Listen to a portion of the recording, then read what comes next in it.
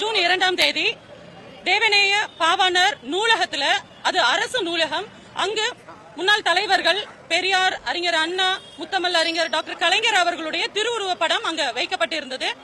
நேற்று தாவேகா அமைச்சர், புதிதாக ஆட்சி அமைத்திருக்கக்கூடிய அந்த தாவேகா ஆட்சியில் நடக்கக்கூடிய அந்த நிகழ்ச்சிக்கு வருகை தந்திருந்த மாண்புமிகு அமைச்சர் ராஜ்மோகன் அவர்கள் வருகையின் போது அந்த படம் நீக்கப்பட்டு மீண்டும் அவர் சென்ற பிறகு அந்த படம், கலைஞருடைய திருவுருவ படம் வைக்கப்பட்டுள்ளது.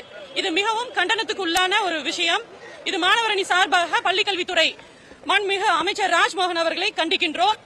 இது தொடர்ந்து அடுத்த கட்ட ஒரு நிகழ்வாக கவிக்கோ அரங்கத்திலையும், அது பிரைவேட் ஹாலாக இருக்கலாம், ஆனா அங்கேயும் பாத்தீங்க அப்படின்னா அவங்க டாக்டர் முத்தமிழ் அறிஞர் உடைய படம் நீக்கப்பட்டிருக்கு.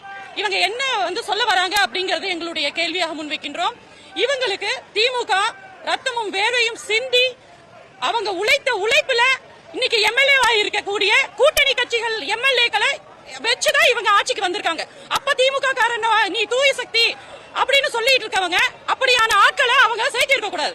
ஆனா அந்த மாதிரியான எம்எல்ஏக்கள் எல்லாம் சேர்த்திட்டு இன்னைக்கு பார சக்தி அபார சக்தின்னு சொல்லிட்டு இருக்கிறாரு உங்களுடைய தலைவர் அவர்கள். அவர்களுக்கு தெரியுமா எங்களுடைய கலைஞரின் அருமை? கலைஞருடைய படத்தை நீக்கக்கூடிய, அதாவது is he allergy to the knowledge or is he allergy to the Kalaignar? எதுக்காக அலர்ஜி? என்ன அலர்ஜி அவருக்கு? அவருடைய படம் இருந்தா இவருக்கு என்ன அலர்ஜி ஆகுது அப்படிங்கிற கேள்வியை நாங்க முன்வைக்கின்றோம். நாகரிக அரசியல் அப்படின்னா என்னன்னு தெரியுமா? அதற்கு முத்தாய்ப்பாக விளங்கியவர் முத்துவேல் கருணாநிதி ஸ்டாலின் அவர்கள், எங்களுடைய மாண்புமிகு தலைவர் அவர்கள். அவருடைய ஆட்சி காட்டின் பொழுது ஆட்சி அமைத்த உடனே இந்த உங்களை மாதிரி எல்லாம் டைம் எல்லாம் கேட்கல.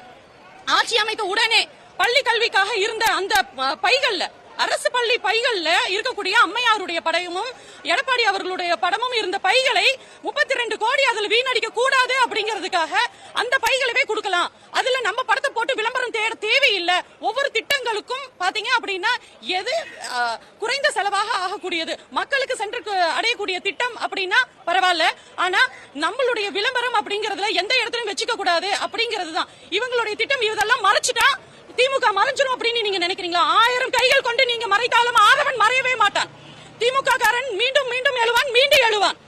ஒவ்வொரு திமுக காரனின் உழைப்பினால இன்னைக்கு நீங்க ஆட்சி அமைச்சிருக்கீங்க அப்படிங்கறத மறந்துடாதீங்க. தாவேகா சிஎம் சார், உங்களுடைய அமைச்சர்களுக்கு இது நல்லதல்ல அப்படின்னு நீங்க பாடம் எடுக்கணும். ஏன்னா உங்களுக்கே பாடம் எடுக்கக்கூடிய நிலையில தான் இருக்கீங்க.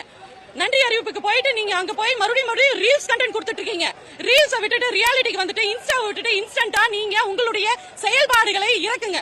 பெண்களுக்கு பாதுகாப்பு இல்லாம போயிட்டு இருக்கு, ஆனா நீங்க தனிப்பட்ட நிகழ்ச்சிகளுக்கு போயிட்டு இருக்கீங்க.